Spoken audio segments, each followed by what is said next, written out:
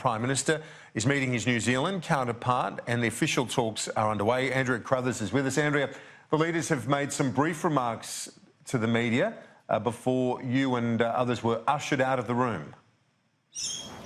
That's right, Kieran. They have just begun that meeting. They made some brief remarks talking about the close relationship between the two countries. It was all quite friendly, even talking about some sporting events that have happened recently of New Zealand's plight in the Cricket World Cup. Now, this is the first meeting between those two leaders since the Christchurch terror attacks and, of course, since the Coalition's election win. Now, here's some of what they had to say. This is our normal get-together, but it's great to have the opportunity for a get-together to go over the many issues that we've talked about in the relationship already this morning.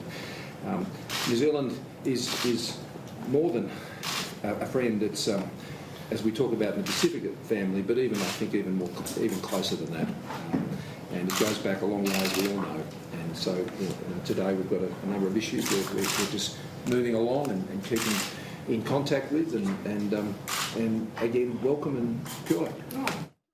We've had a great conversation already, but it would be unfair of us not to bring some of our team into the ongoing agenda items we have. But again, our second biggest trading partner, our biggest source of investment, but also our friends. So it's great to be here with you, and thanks for your hospitality.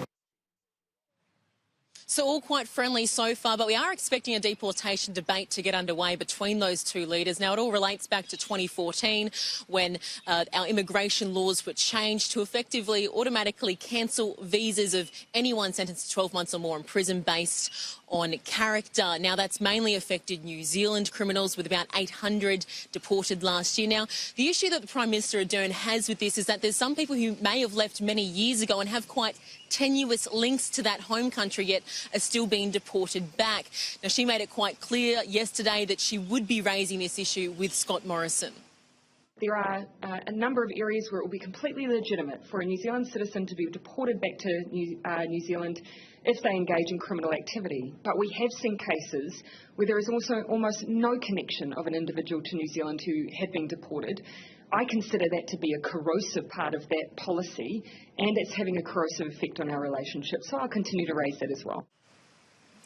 Now, this is not something new. This is a policy that Prime Minister Ardern has strongly objected to for some time.